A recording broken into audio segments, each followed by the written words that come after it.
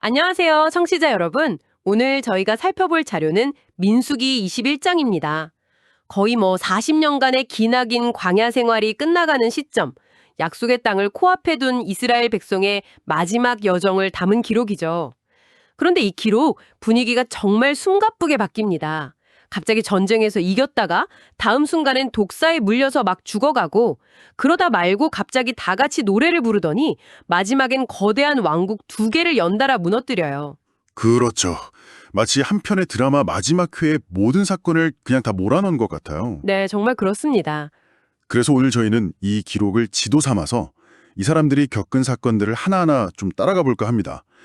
이 혼란스러워 보이는 사건들 속에 어떤 일관된 흐름이 있는지, 그리고 이 여정이 이 공동체를 어떻게 완전히 다른 존재로 바꿔놓았는지 그 연결고리를 함께 찾아보려고 합니다. 아, 연결고리요. 네. 특히 불평하던 유랑민이 어떻게 정복전쟁을 치르는 군대가 되는지 그 극적인 변화에 주목하시면 아주 흥미로울 겁니다. 좋습니다. 그럼 그 변화의 시작부터 한번 보죠. 이야기는 아랏 왕이라는 가나안 사람과의 충돌로 시작돼요. 이스라엘이 온다는 소식을 듣고 선제 공격을 해서 몇 명을 포로로 잡아갑니다. 시작부터 뭔가 삐걱거리는 거죠. 여기서 이스라엘의 반응이 아주 흥미롭습니다. 위기에 처하자마자 신에게 기도를 하는데 이게 그냥 도와주세요 하는 수준이 아니에요. 일종의 거래를 제안하죠. 거래요? 네, 이 백성을 우리 손에 넘겨주시면 우리가 그들의 성읍을 완전히 멸망시키겠습니다. 이렇게요. 완전히 멸망시키겠다니 굉장히 공격적인데요. 포로 몇 명 잡혔다고 도시 전체를 없애버리겠다는 약속을 한다는 게 좀 과격하게 들리기도 하고요. 이게 우리가 앞으로 보게 될 패턴의 시작인 걸까요? 정확한 지적이십니다. 이게 바로 헤렘 서원이라는 건데요. 완전한 파멸 또는 신에게 온전히 바침을 의미합니다. 앞으로 이스라엘의 정복 전쟁에서 계속해서 나타나는 패턴이죠. 아, 헤렘 서원이요? 네, 위기에 직면했을 때 신과 일종의 계약을 맺고 그 대가로 완전한 승리를 얻어내는 방식인 거죠. 이 첫 번째 승리를 통해 그들은 그곳을 호르마, 즉 완전한 파멸이라고 부르면서 이 공식을 처음으로 성공적으로 수행하게 됩니다. 그러니까 승리라는 결과물을 얻기 위한 일종의 공식이 여기서 만들어졌다 이런 말씀이시군요. 그런데 이 승리의 기쁨이 정말 눈 깜짝할 사이에 사라집니다. 에돔 땅을 피해서 돌아가려니 길이 너무 험해서 기록을 보면 백성의 마음이 상했다고 나와요. 마음이 상했다는 표현이 정말 와닿죠. 이건 그냥 기분이 좀 나쁘다 이 정도가 아니라 인내심이 완전히 바닥났다는 뜻이거든요. 아, 40년 동안의 피로와 절망이 한계에 다다른 상태를 보여주는 거죠. 기록에 이에아바림 같은 지명도 나오는데 그 뜻이 폐허의 무더기예요. 폐허의 무더기요? 네, 이름만 들어도 얼마나 황량하고 지치는 길을 걸었을지 짐작이 갑니다. 그럴만도 하겠네요. 한번 상상해 보세요. 거의 40년 동안 매일 아침, 점심, 저녁으로 똑같은 만나만 먹었다고 생각하면 저라도 불평이 터져 나올 것 같아요. 결국 그들이 이렇게 외치죠. 왜 우리를 이집트에서 끌고 나와 이 광야에서 죽게 하는가? 먹을 것도 없고 물도 없고 이 하찮은 음식은 이제 신물이 난다. 여기서 불평의 대상이 신과 모세, 즉 공동체의 리더십과 그 근간을 직접적으로 겨냥하고 있다는 점이 중요합니다. 아, 그렇군요. 이건 단순한 투덜거림이 아니라 공동체의 정체성을 뒤흔드는 반역에 가까운 외침이었던 거죠. 그러자 신의 반응이 정말 무섭습니다.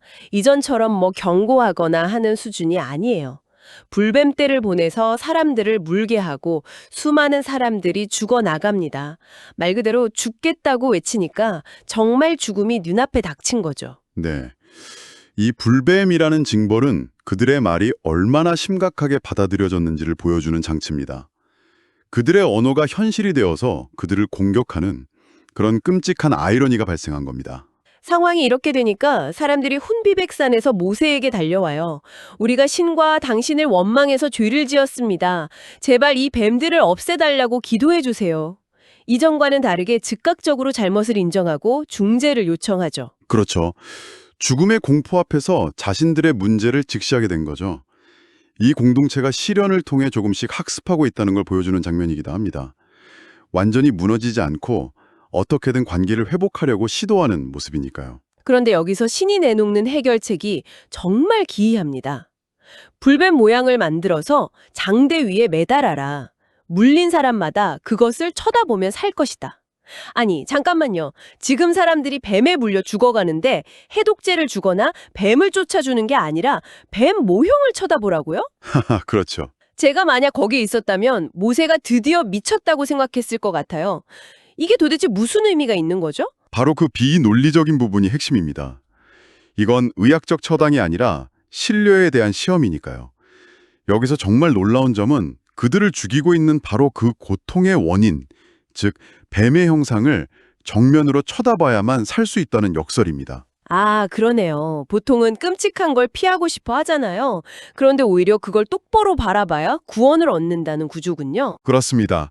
이건 마치 현대 심리치료에서 트라우마를 극복하기 위해 그 원인을 회피하는 게 아니라 직면하게 하는 노출 치료의 원리와도 맞다 했어요. 노출 치료요? 네. 고통의 근원을 외면해서는 결코 치유될 수 없다는 거죠. 신이 제시한 상식적으로는 이해할 수 없는 방법을 온전히 신뢰하고 순종해서 자신의 고통과 죽음의 상징을 정면으로 응시하는 행위, 바로 그 행위를 통해 구원이 주어진다는 메시지를 이 기이한 사건이 던져주고 있는 겁니다. 와, 그냥 이상한 기적 이야기인 줄 알았는데 그렇게 보니 완전히 다르게 들리네요. 고통의 상징을 직시해야만 생명을 얻는다는 것. 이건 청취자분들도 한번 깊이 생각해 볼 만한 지점인 것 같습니다. 자, 이 끔찍한 위기를 넘긴 이스라엘은 다시 길을 떠납니다. 황량한 지명들이 쭉 나열되다가 브엘이라는 곳에 도착하는데 여기서 분위기가 180도 바뀝니다. 네, 부엘은 우물이라는 뜻이죠. 앞선 사건과 아주 선명한 대조를 이루는 장면이 펼쳐집니다. 불평 때문에 징벌을 받았던 그들에게 이번에는 아무런 요구도 하지 않았는데 신이 먼저 내가 그들에게 물을 주겠다고 약속합니다. 그리고 바로 그곳에서 광야 생활 40년 만에 처음으로 기쁨의 노래가 울려 퍼집니다. 이전까지 원망과 불평만 가득했던 곳에서요. 가사가 이렇습니다. 우물물아, 솟아나라. 너희는 그 우물을 노래하라. 이 우물은 지도자들이 파고 귀인들이 지팡이로 판 것이다. 이 노래 정말 중요합니다. 끝없는 갈등과 위기 속에서 처음으로 공동체가 함께 기쁨을 나누고 축제를 벌이는 순간이기 때문이죠. 아, 축제 같은 분위기였군요. 그렇죠. 특히 가사를 보면 지도자들이 팠다는 구절이 나옵니다. 얼마 전까지만 해도 원망의 대상이었던 리더십의 노고를 인정하고 그 결과로 얻은 생명수, 즉 물에 대해 다 함께 감사하고 있는 겁니다. 불뱀 사건을 겪으면서 신뢰가 깨졌을 수도 있는데 오히려 리더십에 대한 신뢰가 회복되고 공동체가 다시 하나가 되는 모습을 보여주는 거군요. 맞습니다. 함께 노력해서 얻은 결실을 함께 노래하는 모습. 이 긍정적인 순간이 앞으로 닥쳐올 더 큰 시련을 이겨낼 내적인 힘이 되었을 겁니다. 공동체 내부에 분명 긍정적인 변화가 일어나고 있음을 보여주는 아주 따뜻한 장면이죠. 그렇게 잠시 노래로 기쁨을 나눈 뒤에 이제 이야기의 판이 완전히 바뀝니다. 음악이 뚝 그치고 분위기도 험악해지죠. 더 이상 광야를 헤매는 유랑민이 아니라 목적지 문턱에 다다른 겁니다. 그리고 문을 두드려야 하는 상황이 온 거죠. 바로 아모리 왕 시온과의 만남입니다. 여기서 이스라엘은 일단 최대한 평화적인 방법을 택합니다. 사신을 보내서 아주 정중하게 요청하죠. 아, 처음부터 싸우려고 한 건 아니었군요. 네, 당신의 땅을 지나가게만 해주십시오. 밭이나 포도원에 들어가지도 않고 우물물도 안 마시겠습니다. 오직 왕의 큰 길로만 조용히 지나가겠습니다. 전쟁을 할 생각은 전혀 없었다는 걸 분명히 보여줍니다. 하지만 시온 왕은 이 제안을 거절할 뿐만 아니라 아예 군대를 총동원해서 이스라엘을 치러 나옵니다. 스스로 싸움을 건 셈이죠. 그리고 그 결과는 이스라엘 압도적인 승리였습니다. 이 사건이 바로 이스라엘의 정체성이 바뀌는 결정적인 전환점입니다. 이전까지는 방어하거나 도망치는 입장이었다면 이때부터는 영토를 정복하고 차지하는 세력으로 변모하기 시작합니다. 광야에서의 연단이 끝나고 본격적인 정복자로서의 역사가 시작되는 순간이죠. 흥미로운 건 기록에서 굳이 시온 왕이 과거에 모압 왕을 이겼던 강력한 정복자였다는 배경 설명을 덧붙인다는 점이에요. 왜 그런 걸까요? 그게 바로 이스라엘의 승리가 얼마나 대단한 것인지를 강조하는 장치입니다. 우리가 이긴 시온 왕이 이렇게 대단한 사람이었다고 말하면서 자신들의 승리의 신적인 권위와 정당성을 부여하는 거죠. 아하, 승리를 기념하는 시에서도 헤스본에서 불이 나와 모압을 삼켰다고 노래하는데 이건 자신들이 시온의 정복자로서의 지위를 계승했다는 선언과도 같습니다. 그 기세가 무섭게 이어집니다.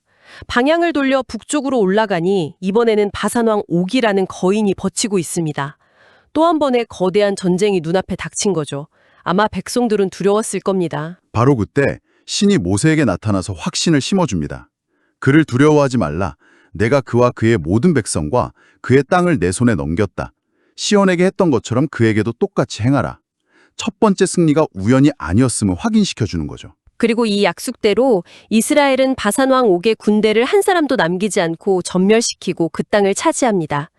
만나가 지긋지긋하다며 불평하던 사람들이 불과 얼마 지나지 않아 두 개의 강력한 왕국을 연달아 정복하는 군대로 완전히 탈바꿈한 겁니다. 네, 이 두 번의 연이은 대승리는 단순한 군사적 성공 이상의 의미를 가집니다. 신의 약속이 눈앞에서 현실로 이루어지는 것을 직접 목격한 강력한 신앙적 체험이었죠. 이제 그들은 자신들이 단순한 노예 출신 유랑민이 아니라 신의 약속을 등에 업고 땅을 차지할 운명을 지닌 민족이라는 새로운 정체성을 갖게 된 겁니다. 오늘 민수기 21장의 기록을 따라가 보니 정말 한 공동체의 성장 드라마를 본 것 같네요. 가나안 왕과의 첫 충돌, 불뱀 사건이라는 죽음의 위기, 우물가의 노래라는 짧은 기쁨, 그리고 두 왕을 무너뜨리는 정복 전쟁까지. 이 모든 사건을 관통하는 핵심적인 메시지는 결국 변화라고 할 수 있겠군요. 이해했습니다. 내적인 변화와 외적인 변화가 맞물려 돌아가는 이야기죠.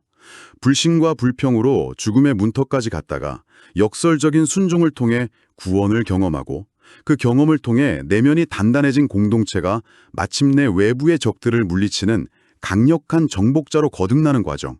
방랑자에서 정복자로, 원망하는 자에서 노래하는 자로 변모하는 여정 전체가 이 한 장에 압축되어 있습니다. 위기를 통해 배우고 순종을 통해 성장하며 약속을 붙잡고 승리하는 이야기.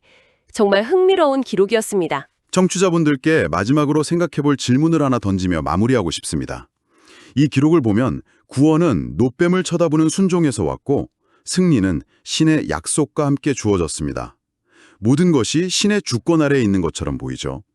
그렇다면 이 거대한 서사 속에서 이스라엘 백성 개개인의 역할과 선택은 과연 무엇이었을까요?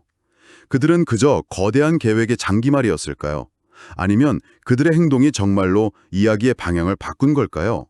이 긴장감 속에서 그들의 역할을 생각해 보시면 이 기록이 훨씬 더 입체적으로 다가올 겁니다.